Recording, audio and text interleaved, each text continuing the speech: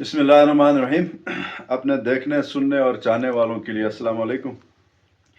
आज 23 अक्टूबर को election tribunal से जो फैसला आया उस हवाले से मैंने कहा कि अपने लोगों को ज़रा आगाह करें।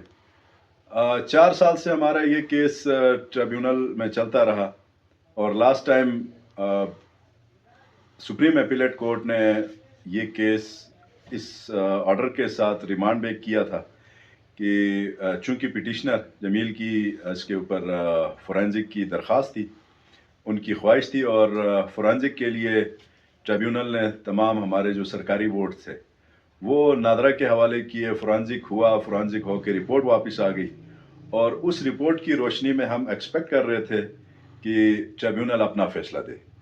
लेकिन मैं थोड़ा सा आप लोगों को फॉर्म 45 और 47 के हवाले से आगाह करना चाहूँगा।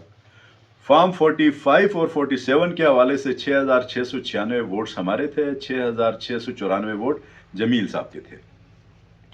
और इस वोट के बाद जो हमारी 73 पोलिंग स्टेशंस की रिकाउंटिंग हुई, उस रिकाउंटिंग के नतीजे में 6,579 वो हमारे वोट रह गए और 6,579 जमील साहब के रह गए। मतलब कि 117 वोट उस रिकाउंटिंग के नतीजे में हमारे डिडक्ट हुए, कट गए, जो इलीगल थे या जो जिसके अंगूठे सही नहीं थे या स्टैम्प सही नहीं था। वो आरओ ने हम सब के सामने 117 हमारे डिडक्ट किए, काटे और 115 जमील साहब के काटे। तो इस तरह करके इस हिसाब से 2 वोटों से जो हम जीत रहे थे वो हमारे बराबर हुए और फिर सरकारी वोटों से 96 वोटों से हम जीत गए। लेकिन यहाँ हम जो एक्सपेक्ट कर रहे थे कि चूंकि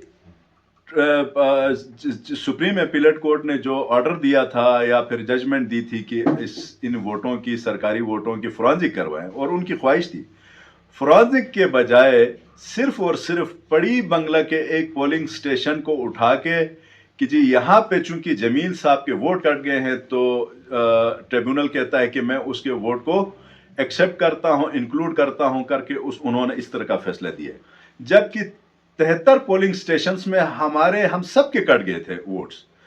तो अगर तो उन्होंने वोट जो आरओ ने जो गलती की थी कि जो सरकारी उसके वोट्स जो उसने डिडक्ट किए थे या रिजेक्ट किए थे हम सब के सामने, तो सिर्फ पढ़ी के नहीं किए थे, उसने 73 पोलिंग स्टेशंस के किए थे। उसमें मेरे बहुत सारे पोलिंग स्टेशंस में मेरे ज्यादा वोट कटे थे।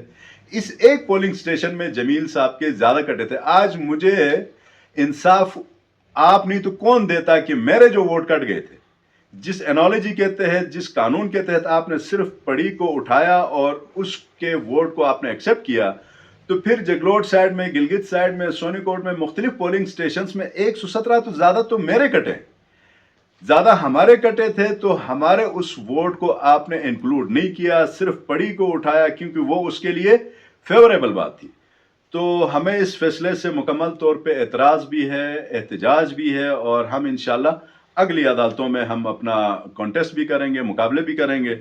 अपने अवाम को, अपने लोगों को हम इस बात पे यकीन दिलाते हैं कि हम इंशाल्लाह इंसाफ लेंगे। इंसाफ के दरवाजे किसी के लिए बंद नहीं हैं, एक ही अदालत नहीं है, अगली अदालतें भी हैं इंशाल्लाह ताला। मुझे अफसोस इस बात पे है, हम जजिस के ऊपर बात नहीं करते, जजिस के किरदार के ऊपर भी बात नहीं करते। उनके लिए अल्लाह हमेशा अच्छा ही करे, लेकिन उनकी जजमेंट के ऊपर ज़रूर बात करेंगे कि आपने पड़ी बंगला के एक पोलिंग स्टेशन के वोट्स जो जमील साहब के रिजेक्ट हुए थे, उसी पोलिंग स्टेशन में मेरे भी रिजेक्ट हुए थे। अच्छा, जगलोट में हमारे सिविल हॉस्पिटल है, उसमें मेरे ज्यादा रिजेक्ट हुए, तो आपने जब यहां एक्सेप्ट किए उसके, तो उसी कानून के तहत, उसी फार्मूले के तहत हमारे भी बहुत सारे वोट्स रिजेक्ट हुए हैं। उसके 115 हुए हैं, हमारे 117 हुए। आप सिर्फ जहां उसको वारा करता था वो किया और जहां हमें फायदा मिल रहा था या फिर जो इंसाफ के तकाजे जिसके लिए बराबर हो रहे थे वो नहीं किया। ये इंतहाई अफसोस के साथ भी कहना पड़ता है, लेकिन अपने लोगों को हम ये बावर करवाना चाहेंगे और यकीनन आगे हम अपील पे जाएंगे सुप्रीम अपीलेट कोर्ट। वहाँ से हम पुरुमीद भी हैं और एक्सपेक्ट भी करेंगे कि हम अपना केस, कानूनी जो जंग है वो इंशाल्लाह लड़ेंगे और सुरखरू होंगे।